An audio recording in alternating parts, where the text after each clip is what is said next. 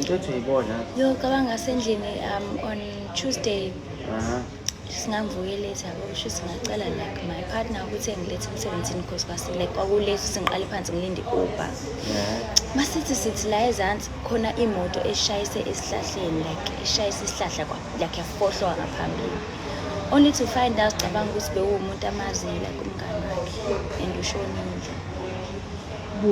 cabanga nje bese ke ukuthi umngane wakhe ngashayiseka la eMcDonald's uthi mubona ingozi nawe uyidlulele ngoba utshela ukuthi hawo uyabona umuntu ngamazi so crazy sanibona nibo ninjani out there I say good morning to the world out there. Kithi sanibona nibo ninjani.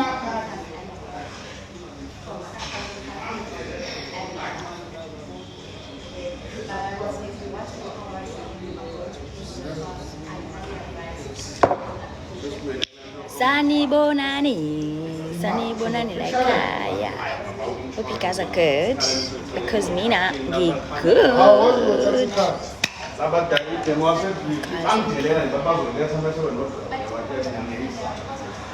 Okay. Umzala ngathi akekho happy ngokuthi usudla again. Umzala wakho nisanele? Cha nami ngizobizwa ngumzala.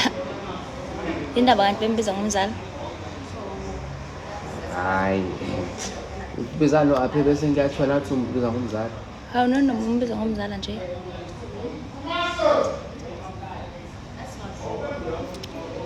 Are you guys good? I hope you guys are okay. Mina right, but ngiyazama like ngiyayiboosta ngiyayiboosta. Yabo Zanele ngoba lokho engisendela ama rose nayo uyangiboosta. Hawu mazethi nje yami siyabonga. I hope you guys are good anyways. Ngoba nihleli la kwi live.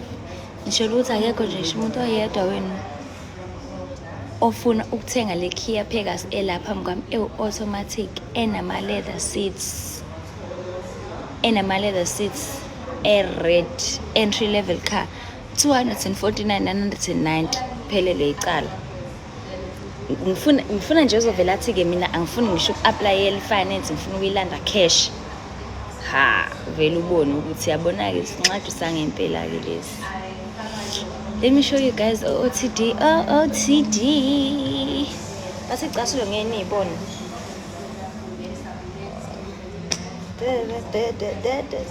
But it's just black pants and a red shirt and very small shoes.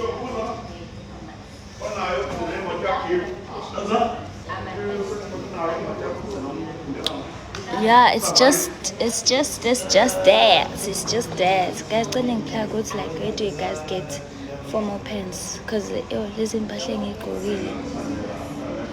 Ufana noNosipho Ncam, ubani uNosipho Ncam?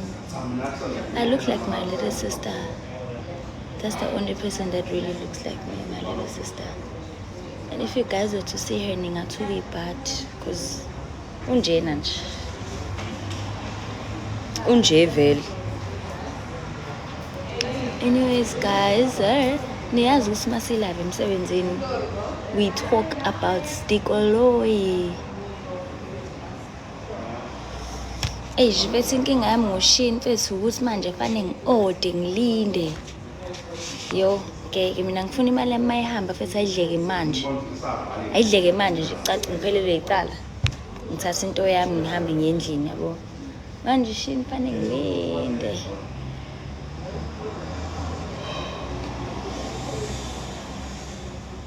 Isicefile leso sifanele ngilinde nje mfethu. Noma ngathi nginganikeza umuntu imali at least engi-ordereke ngingazi mina ukuthi ngilindile i-order ngibone ngumuntu esethi yazi Mr. Price their pants are too long futhi ayisibhula kakhulu like makhulu ezansi like makhulu and mina nginomcondo so mase likhulu kakhulu ibhluke Jet and Mr. Price, okay. I'll try Jet. And I've tried the Jets. Sicela izimoto uzibone khuleka nje okhuleka. Sanifudumeza. Sanibingelela kahle nje. Kuthi hayibo ningavele phela nani sengivele sengiqhamuka sengizoniphose emotweni nje. Neze lento engishoyo. Hleli nokemi la.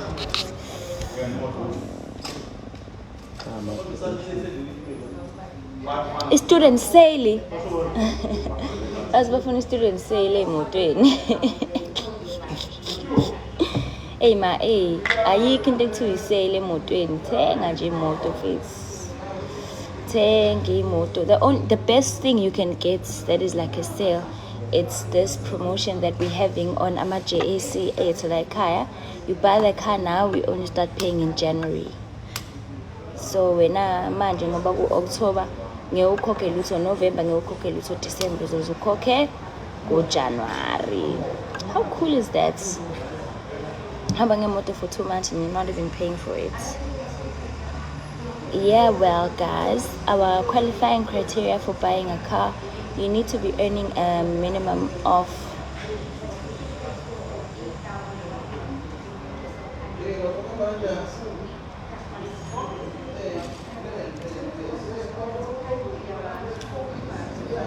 guys, like ayikho into ongayisho besides that, like really.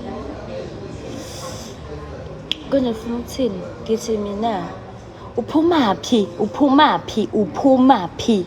uphumaphi? Sengaze ngashintsha ama-hairstyle kawo, angazi kangaki. Uphumaphi? Ungichazele kahle. Awuthathe leli thuba nje uyichaze. Usho ukuthi uphumaphi. And uzophendula umuntu ozaziyo vele ukuthi uphumaphi. Nako ngokusephendulile. Uyazazi. Uyazi ukuthi uye orongi. Angeke uzukwenze lokho esinesithando sami, yes, ngisho ukukhala. Ngeke uze ukwenze, uzoyibuyisa uyithini? Shuthi uyobe usuxoxa nebhenki ke lokho ngoba phela thina ibhenki lizosikhokhela imali isetlishe kuphele. Wena angithi masukhokha usukukhokhela ibhenki. Nazo zafarishe ibhenki ke. Usafarishe ibhenki. Ngiyabonga Phumi. Okay guys, umuntu oqualifyayo to get a car. Bo manje I'm gonna stand up and show you guys the stock that we have. Ekunikhombiseni kwami stock guys, if kukhona imoto oyifunayo, angisho ukuthi ngeke uzuyithole if ingekho kule stock engizonikhombisa sona, okay? Usam uthi une 592 credit score. I-requirement yethu yala ekhaya credit score, it's 610 wesam, yes. However, if ukuthi awunawo ama-missing payments, awunayo like awunawo missing payments, you have no accounts in arrears, you've never been blacklisted, then I can definitely assist you to get your car. As long as that's the case, I can work out a deal for you with u-592 wakho. Thank you Choza. Ngicela i-OOTD. Nginibonisile nje, I'm just wearing black pants. Liguzumela.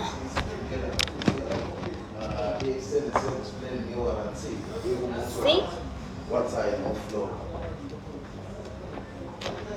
Angisakwazi ukuthatha ini shirt la iblue seliyangipintsha. Sengiyisidoli. Okay guys, minimum requirement yethu credit score 610, and you need to be earning a minimum of 7.5 after deductions in order to qualify for vehicle finance. If kwenzeka umuntu oyisebenzayo, ake ngithi kuwena at least make 15k ngenyanga ukuze uzokwazi ukuthola imoto. If ukuthi imoto ufuna ukuyithenga ngocash, akudingeki i-credit score, kanti futhi bank statements akho awadingeki. I just need your ID, your license, and then you uzoyenza payment. I need your ID, your license, uzoyenza payment. Mase uyenza payment, send proof of payment, and then you come collect your car. It's as simple as that. Uzani-ke. Oh lo. Guys, angazi ifoni yami ngizoyibeka ngilahlekelwe ileya nto leya. Guys, like how we sell brand new cars, we sell pre-owned cars, we also sell ama-demo. Okay, so njengamanje lezi moto engizonikombisa zona i-most yazo zingama-demo. Uma kukhona ongayazi i-demo ukuthi yini, ngicela asheshe asho la comment section. Khona nje ngizochaza before ngize ngiphumele la eminyango. Ngiyayizwa lento engishoyo. I want a demo mama. Cela ungithinte weYanda nayi inamba yami sengiphinile lapho. Cela ukuthi ungithinte man. Cela ukuthi ungithinte sinawo ama-demo la ekhaya. I-most yama-demo ethu it's ama-Omoda. Faneke uhole malini?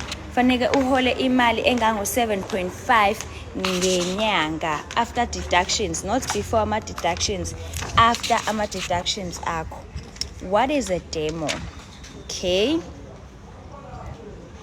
you don't need credit score and bank statements if you are buying the car ngo cash. If you tenga ngo cash, but if ufuna vehicle finance, you definitely need it. Okay, asize nabangani bethu ke laba bathi bona yini i-demo. I-demo ke guys, let me flip my camera and try to find one that is branded. Yes, naya. Ufune branded. Engithi niyayibona le moto le. This is an Omoda, it's a C5 i-Elegance. Niyayibona ngithi ukuthi ibhaliwe emaceleni ukuthi Omoda J-Cool Durban Central yafakwa no halfway. Le moto ke ngani zakwethu is what we call a demo. It's a car that is being utilized by one of the company's staff members. It's a car that the company buys. It belongs to the company. It hasn't been paid up as yet. So mangabe wena ifana nokuthi it's a brand new car. So mangabe wena ufuna ukuthenga imoto eyidemo, thina sikhuluma nebank lesinikeze settlement ebese siya-check ukuthi imoto isi worth how much ebank ebese ke kuyimasi kwazi ukunikeza i-price yedemo. So there's a difference between a demo and a used car. I-used car ilezi ehleli laphaya. Those are used cars. They have a set price because imoto eseyithengiwe seyibelonga kwi-dealership already. I-demo, it's a brand new car ehamba one of our staff members, esane service plan yakhona, esane warranty, esanayo yonke into that a new car has. I hope I'm being clear. So ama-demo esinawo la ekhaya, we have i-Omoda C5 style, sibe ne-J7. I-J7 ngathi yona nje le ngime phambi kwayo nayi i-J7 enye i-demo nayi. Sibe ne-J7 ngele ngishoyo, kube ne-Omoda C5 Luxury X, kube ne ama-i10, kube khona i-Extra, kube khona namanye ama-Omoda mase kuba i-JAC T9. I-most yama-demo ethu guys like it's Omoda. Most of our demos it's Omoda, and then we have ama-Extra. We also had the Honda Amaze, but it's already been sold. Yeah, malini i10 it's 224,990. So you're looking at a monthly installment of plus or minus 4K. Right, my darling. Let us go.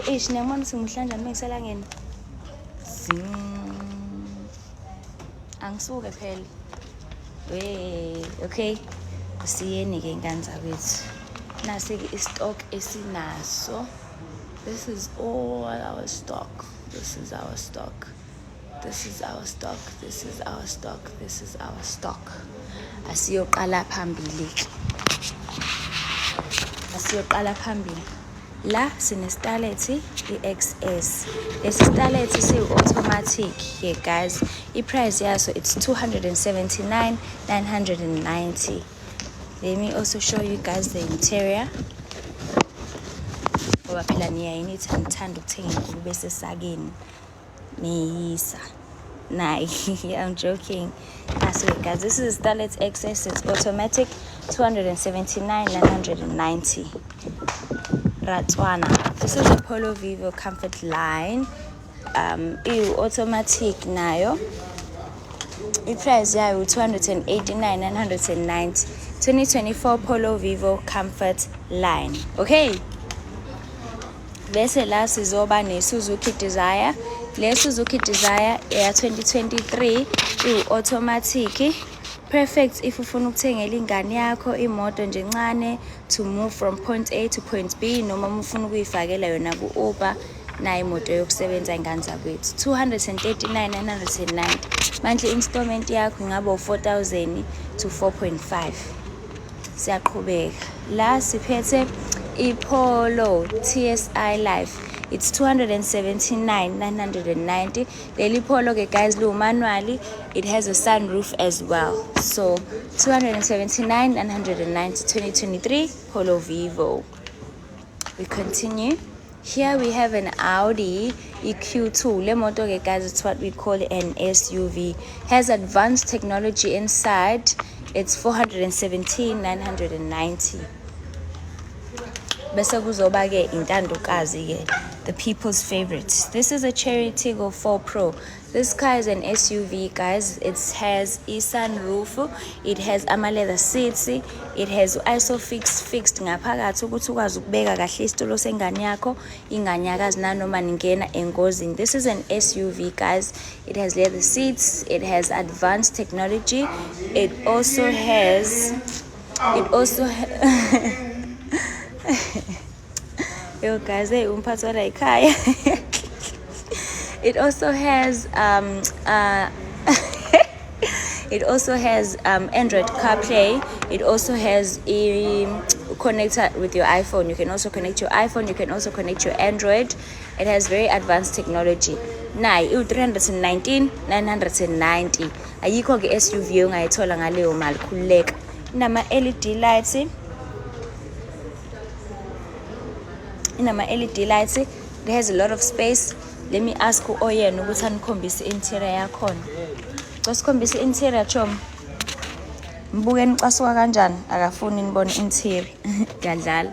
Now guys, as you guys can see, this is where you connect your phone bese uyabuka ke yonke into idlale laphayana.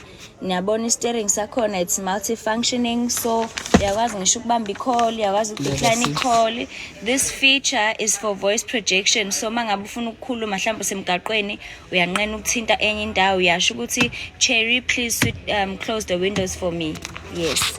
Now leather seats bese mawubuka kahle laphaya emumva nazi izinto ezimhlophe lapha esitulweni. That is the ISOFIX where ukwazi ukumounta khona isitulo sengane yakho ukuze makwenzeka ngene engozini isitulo singanyakazi ngisho nangephutha. Iphinde izoba ne-sunroof. Cherry Tiggo 4 Pro 319,990. Ngithanda i-i20. Ngicela ungisendele i-message wengozi i-i20 sinalo. Bas leli elila alisiwona u-automatic liwumanual kodwa sinalo eli-automatic alikho kodwa ku-stock. Kodwa mawulifuna uzolithola. I've just pinned my number, so just send me a message and send an application. Lana siphethe 2021 Hyundai Venue 1.0 T fluid turbo le guys. This is a 1.0 turbo. It's a fluid, as you can see. It's 2021. It's 219,990. This is an SUV, guys. Also a 5-seater. Has a lot of space. Good for people who have big families and want an open car to enjoy traveling. Le moto ke guys, 1 liter engine, manually. Mileage yakhona it's 74,000. Price is 219,990. Saqhubeka ke mase la siphethe VW Tiguan. Le Tiguan guys, 444,000. 5-seater spec 2023 latest spec of VW. And then here we have your Suzuki Grand Vitara. It's a 1.5 GL automatic. It's 349,990. This is a 5-seater, and if you look carefully, the windows are already tinted, so smash and grab sifika nayo le moto lena guys. It also has parking sensors, so mangabupaka nje kahle akudinga ukuthi ulokhu khipha ikhanda emotweni uyayipakela nje. And then lana ke siphethe single cab. This is a single cab Isuzu. This is a single cab Isuzu, guys, and this car is retailing at a price of 359,990. Isuzu lena, guys, manually in the aircon.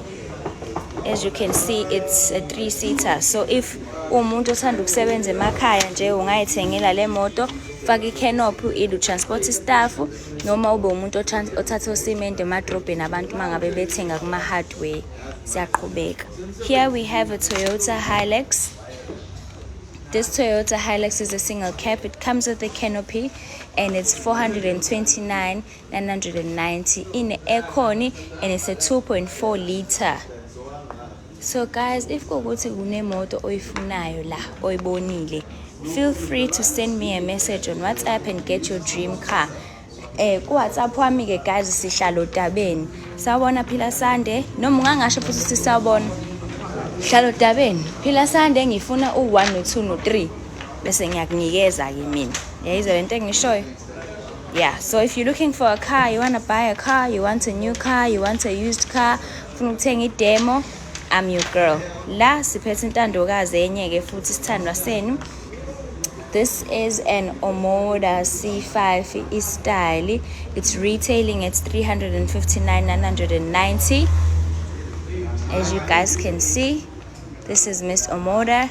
This car has very advanced features. Most of you guys love Omoda for the fact that it has voice recognition. So mangabeke njenge cherry. So nayi Omoda uyakwazi ukutshela ukuthi Omoda please do this, Omoda please do that.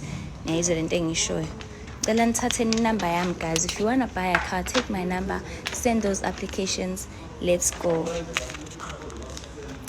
Do you have a new Polo Vivo, the one with the Vivo logo in the middle? No, I don't. I have a Polo TSI that is 279,990, and I have a Polo Vivo e-Comfort line automatic 289,990. Lana ke siphethe Isuzu double cab. As you guys can see, this is a double cab. Ihamba ne canopy. As you guys can see, this is a double cab. It has a canopy and it's going for 439,990. Le moto ke guys automatic. Nayizo lento engisho. So abathandi bama van ke abaxhumane nami. Nayi van ofuna double cab nayi, ofuna single cab nayi. How much installments se Omoda? Omoda nayi, Omoda esinayo nayi. This is an Omoda C5 and it's a cash price of 359,990. So basically you're looking at a monthly installment of 5.5 to 6k. That is excluding balloon payment. If you want to include the balloon, ungawukhokha ngisho 5.5. I don't have a Polo Hedge. No, ngine Polo TSI, ngibe ne Comfort line Vivo, phinde ngizoba ne Polo sedan. Lana ke guys siphethe ke inqoqonqoqo ke. Siphethe inqoqonqoqo Ford Ranger. Niyayibona nje, this car is very big and very cool. For our bakkie lovers, laba bangayifunela umsebenzi, mhlawumbe uyifunela nje ukuthi kube imoto yakhe enihambela ngayo nomndeni wakho, maybe ni abantu abathanda ukuhamba lezi zinto zama off-road. Niyayizwa nginenjoy. Bana abantu nje abathanda ukuhamba ama off-road, this is the car for you. I-price yale moto it's 480. Price yale moto 480,990. 480,990. So you're looking at a monthly installment at least your 7.5. Kanza kwethu asidlali. Inanethoba yabo. Yakwazi ukuqula inqola yakhe. Siqhubekeni ke. Nangu Isuzu double cab kulaba sanda kungena. This is our Isuzu. It's a double cab. 479,990. It has an aircon. It's automatic and it's a 5-seater. Nayi Omoda. This is an Omoda C5 style. It's 359,990. 990. You're looking at a monthly installment of plus or minus 5.5 to 6K. Here we have Toyota Hilux. This Toyota Hilux is 429,990. When unamanga vele. Here you are not looking. Press camera, please. Here you are not looking at installment of 5,500, but you are looking at installment of 5,500. Madle kunesicefe yeso. Susuthi phela ususuthi. Udleni plate? Izinja madoda. Let's. Bayazama. Singenile lento yakho ukubiza abantu ngomkhwepha njalo. Ngabe futhi. Angimazi mhlawumbe kwimoto. Baba unoma akekho kulezi moto. Uline.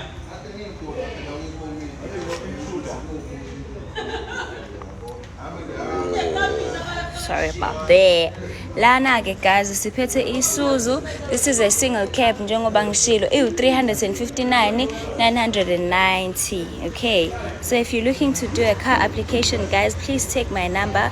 Noma ngathi unembuzo nje udinga ukuyibuza, take my number and you can always inquire number anything related to cars. This is a Suzuki Grand Vitara.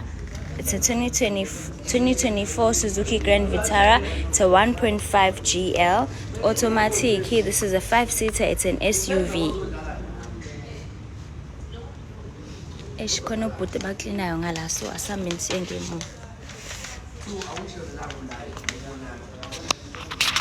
Lana guys, siphethe Hyundai Venue. This is a 2021 Hyundai Venue. It's a 1.0 fluid digelena and it is 219,990. So you're looking at monthly installments of you're looking at a monthly installment of 4K here. 4K. So if you know what you have a good credit score, your credit score needs to be 610. The credit mawuthenga le moto uthola nomlu for free yabonje.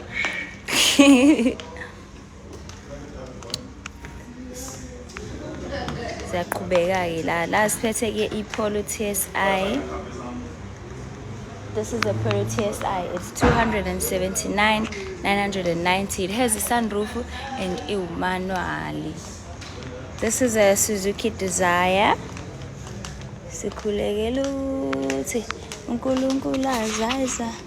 Guys, my requirements to buy a car from me, you need to be earning plus or minus 7.5. No, you need to be earning a minimum of 7.5 after deductions, okay? And your credit score needs to be 610. So if you know you're looking for a car and you qualify, ngicela ungithinte. Isho ngathiwa wena uyabona ukuthi mhlambe awuqualify makuza ngakwi credit score.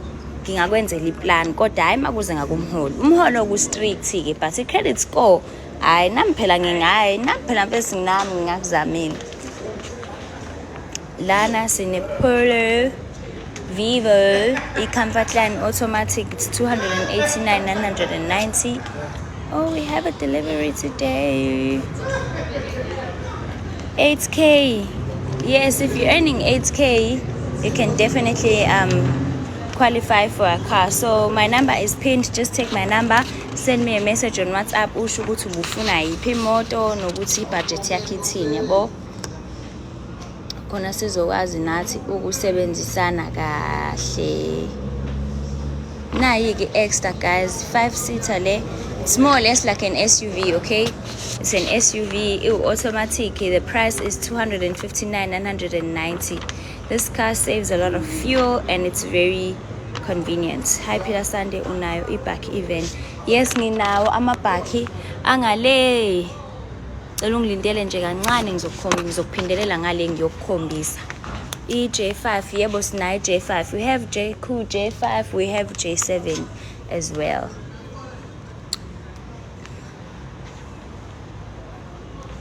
Lana sine Hyundai Creta 1.5. This Creta is going for 359,990. lapho ngilinde wena WhatsApp hayibo ngizibile nje wena.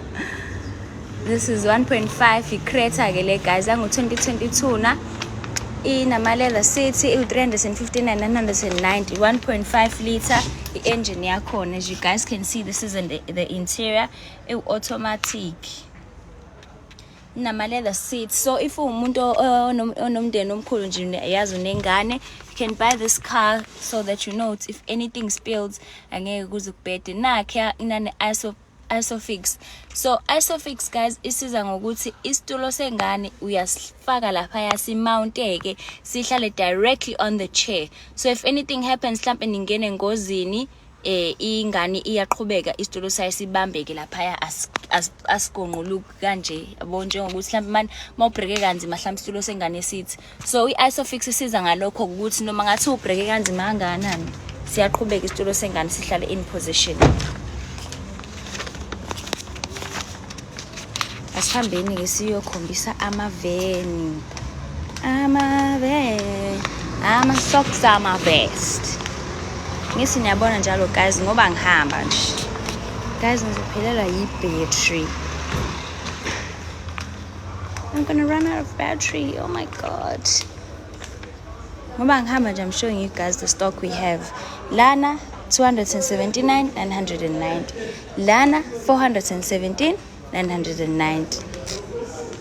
Cherry Tiggo 4 Pro 319,990. Lana ke ibuthwa phansi guys. This is an SUV enama leather seats ne sunroof. Mesizobo 319. Book. This is a Venue. It's 219,990. So you're looking at a monthly installment of 4K. We have a Tiguan 444,000. We have a Suzuki Grand Vitara automatic. It's 359,990. Safika ke kwamaveni. Na ligi bhakhi lethu lokuqala guys. This is an Isuzu D-Max lena guys. Manually price yayo u359,990. Mese kuzoba iToyota iHilux. Le Hilux yethu ke guys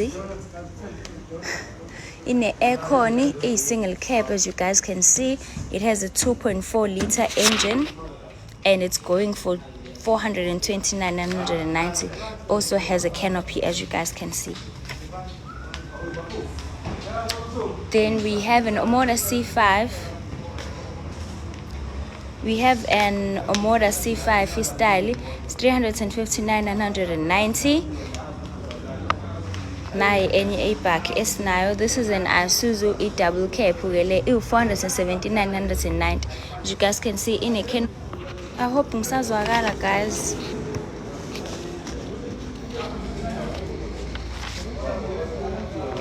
Can you guys hear me? Like somebody is calling me and it's frustrating.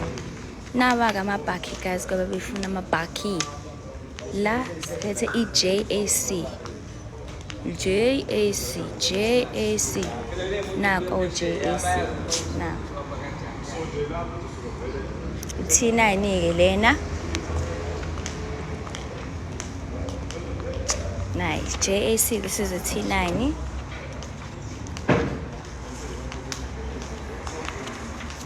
Guys, I'm gonna run out of the battery, but I'm gonna try to charge.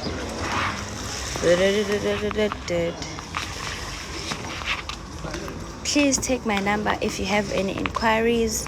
If you're looking to buy a car or you know anyone who's looking to buy a car, please can you refer them to me? Just take a screenshot of my number. This is all the stock that we have. Just take a screenshot of my number and refer them to me. If you refer anyone to buy a car and the deal gets approved, then wena uthola u2,000 for ukuba isporter. Now is anything you show? This is me showing you guys all the stock we have njalo giving you a charge. Go bang your charge and this is me showing you guys all the stock that we have. Yeah, guys, so please take my number. Nangu J7. Nangu Omo DC9. I just need to get to my office so I can charge my phone.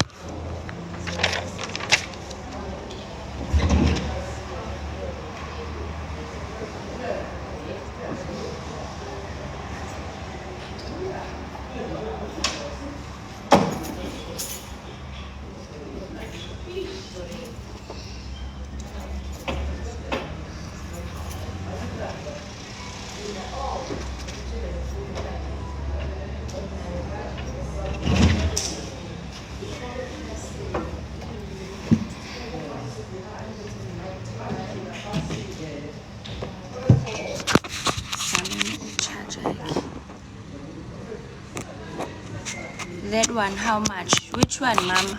J7, lemnyama le kade ngivezela yona. Is that the one you're asking about? Just confirm for me. If kukuthi usho le kade ngikhombisa yona la emnyango, iwu 435, 435,990. Yeah, so if you've just joined my live, hi, I hope you are good. Mina right. So today we are speaking all things cars. As you guys know, Emini, I sell cars and then we have fun at night when we are playing games. Yeah, I sell cars, I sell all brand cars, I sell Suzuki, I sell Toyota, I sell VW, all brands of cars, okay? So if you're looking to buy a car, you can just contact me. My number is 071 006 6001. My qualifying criteria for anyone who's looking to buy a car, you need to be earning a minimum of 7.5 after deductions. So mucheka payslip yako ila kwalo konuguti net, then you can definitely get a car from me. Sinawa ma i10, sinawa ma i20, sinawa ma Kwidi, sinawa ma Toyota Vitz. Those are your entry level cars. Entry level cars, I mean moto ezibiza kancane that you can buy just to get you from point A to point B, you know. Another thing, you need to have a credit score of 610. A credit score needs to be 610, and you also need to have a good credit profile, because if kwenzeka ukuthi mhlawumbe une credit score mhlawumbe 615, yabo ukuthi wena already usufikile kwi requirement, but manje inkinga uke waba blacklisted mhlawumbe ka3 yabo lezo zinto ezikanjalo zibe sezikulimaza, zibe seziku-affecta ke lezo zinto kwi deal yakho, ukuthi phela bazobona ukuthi okay lona in as much as manje sekhokha kahle but ama account akhe awekho balanced. Ama account akaweko balanced, you know.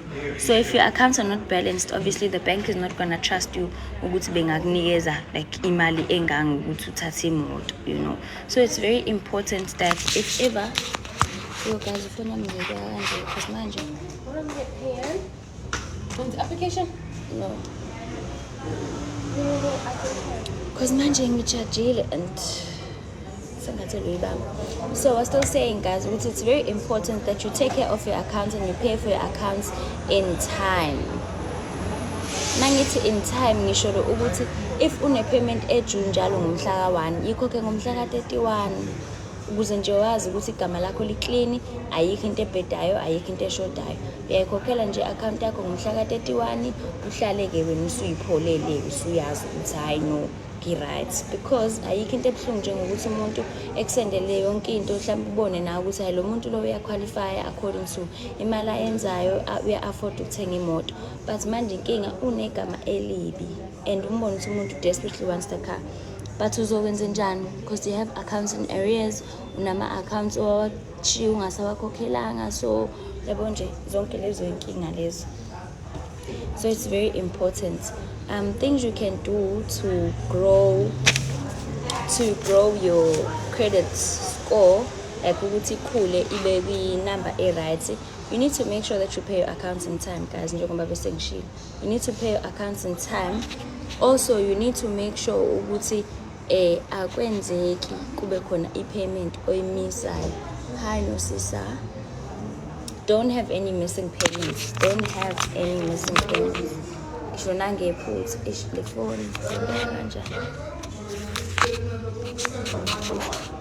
isho nangephutha nje guys, ungabi nama missing payments, because here you get flagged for everything. Like you see, when finance is doing an application for you, you get flagged for the fact that you missed the payment, you didn't pay on time. So obviously, can you please explain to me the pros and cons of buying a demo car? I don't think there's any cons per se. I don't think there's any cons because i-demo phela ifana nokuthi it's a new car, ne? I-demo ifana nokuthi is a new car. Okay, what is a demo? A demo is a vehicle. A demo is a car that the company buys that is utilized by one of the staff members. Now the difference between a demo car and a used car so example. Asithathe le Kia Pegasus nje for example. This Kia Pegasus is a used car because there was a previous owner and the owner changed the car. So a bank has paid up this car. Ne? This car has been paid up by the bank and it now belongs to the dealership at the moment. So it has a strict mileage, it has a strict price to it according to its value. That is anything sure. Ebese kubethi i-demo imoto ethengwe esebenziswa i-company that the company is still paying for. So every month i-amount ye-demo iyancipha ngobani kusakhokhwa i-installment se-demo. So a demo is basically like a brand new car because isazophuma ne-service warranty yakhona, isazophuma ne-service plan yakhona, isazophuma nayo yonke into yakhona. You know, it's basically like you're buying a brand new car from us. So what happens is the bank sends us a settlement, okay, now a settlement yemoto, and then we press the car and then you buy it. It's like that. How much does the price drop from original?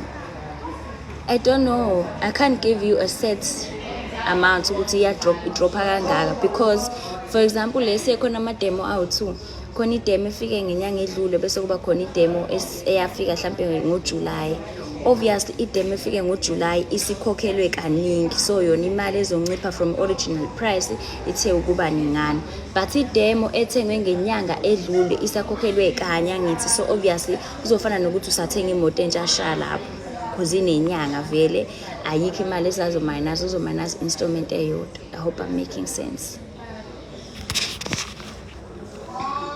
Yeah, so if anyone has any questions, guys, you can just post them in the comment section and we can just talk. You can take my number if you're looking to buy a car. Mina ngikhona yimi owenu, guys. Azikho imoto esinganazo. Osisi bami bathanda i-Starlet Cross, sinaso i-Starlet Cross, sinaso i-Starlet XS, sinawo ama-i10, sinawo ama-i20. You know, we have everything, all the brands. So what you can do is you can just take my number and contact me on WhatsApp. Usho ukuthi phila Sande, mina ngifuna u-1 2. At deposit day? Coffee. I mean, not what you got. Oh, malini i-i10 installment ye-i10 mama, if ukuthi you have a good credit score, awukweleti ndawo, your credit profile is clean, ungakhokha ngisho 4K. Mase si-add ne-balloon payment ungagcina ukhokha ngisho 3.8. So let me just say it's a roughly estimate of 4K. Yeah, 4K, because the cash price yayo u-224,990. I-cash price yi-i10. We also have abafuna ama-entry level cars. Malini i-Suzuki Fronx i-demo. Do we have a demo for Suzuki Fronx? Asinayo la ekhaya, but I would have to check for you kwamanye ama-branch ukuthi ayikhona i-demo ekhona i-Suzuki Fronx. But I have a feeling ukuthi i-Suzuki Fronx angeke sithole yona, singathola i-Starlet Cross. And if you know these two cars, you would know ukuthi it's the same car. It's the same make, it looks the same, it has the same engine, it has the same features basically. So sisi, you can just send me a message WhatsApp. Bese ngikubhekela kwamanye ama branch ethu ukuthi sinayo yini demo ekanjalo, and then ngikwazise ke. My budget is 300k. Can I get a Polo R line? I don't think so. I don't think so because Polo TSI enginalo mina lalu 279,990. So if you know the jump from Polo TSI to Polo R line, 300k ungaba mncane kakhulu. Ngokubona kwami, judging from Cedric, angithi 300k mncane for R line. 300k mncane because even Polo TSI ngoba 279 nje. Yeah, i-airline golf kala 600, 500. Kala 500. It's too small. It's too a big baby. It's too baby nyana. Mhlambe ngizama uku-add 200k bese siyaxoxa ke noma uvela uthathele nali Polo TSI la ngo 2023 ube sharp. Ube sharp. The sky full of stars. The sky, the star. 200k budget, can I get an airline? No, you can't. Mhlampe add to 200k lapho. You can't get airline with 300k, whereas Polo TSI le enginayo mina on stock is 279. So if you know like motor like kahle, you know ukuthi airline, the jump from airline to Polo TSI is massive. Cash price for Polo airline mhlampe singathi like beku 600k just to be safe. 600k just to go to be safe. 600k for airline.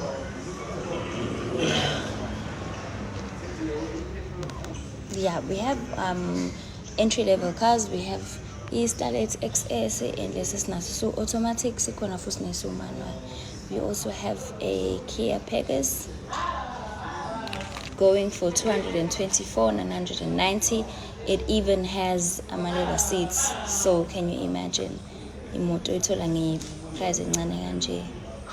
Can I please see the R-line? Don't have the R-line here on stock, but you can take my number. I'll try to get pictures for you. Nas, yeah, it's now. That is a TSI. That is a Polo TSI.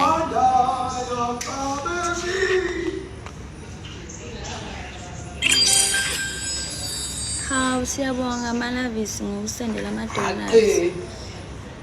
Abanye kade befikile njalo kodwa basendele. Show us the TSI, please. Okay, yeah, my batteries. See yo yashaya my wall.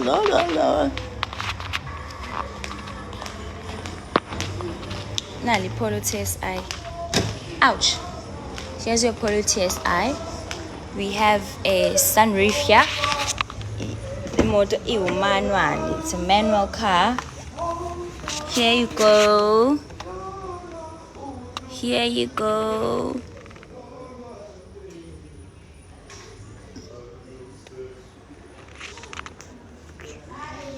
These are all our entry-level cars. This is a Starlet XS, it's 279,990. This is a Kia Pegasus, it's 249,990. Entry-level cars. Suzuki Desire, 239,990.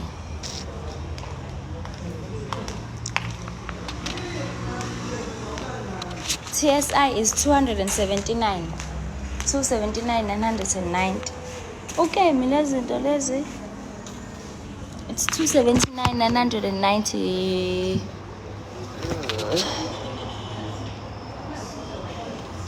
Guys, if you're looking to buy a car and there's something like you're more than welcome to ask questions in my comment section. I'm taking questions, or you can just take my number, send me a message on WhatsApp, and we get you sorted with a car, man. If you go to Sanda Kalu 7s and you're just looking for a motor that's gonna take you from point A to point B, Kululeka, mina nje ngidayisa wonke ama-brand emoto. Nginane Toyota iVitz, that is an entry-level car ejwayele kakhulu ukuthenga abantu, like if you just started working and you just want. With the deposits of 300k, how much can I pay for installments? For installments for which car? Polo TSI, if you know 300k, then you're definitely buying it cash because it's 279,990. However, if usho airline, I can't really tell you how much are you gonna pay because I don't do finance, okay? So mina umsebenzi wami ukusubmit le application bese izinto zaka financing, we have a finance manager that discusses all of that with you. Yeah, guys. Yebo. Sinawo nama-van njalo, guys, like her. So if you're looking to buy a van, we have Isuzu single cab, ne double cab. We also have a Toyota Hilux. So guys, I'm gonna pin my number for the last time. Please take my number. If you have any questions, send me a message on WhatsApp. Tell me which car you're looking for, tell me what's your budget, and I can work out a proper deal for you. Definitely we can work out a proper deal for you, and I will explain to you every necessity that you need to know. Maybe you need clarification on what is the balloon payment, maybe you need clarification on, you know, so many things you can need clarification for, nanokuthi deposit kukhokhelwani and all of that. You're more than welcome to take my number, send me a text and ask about that.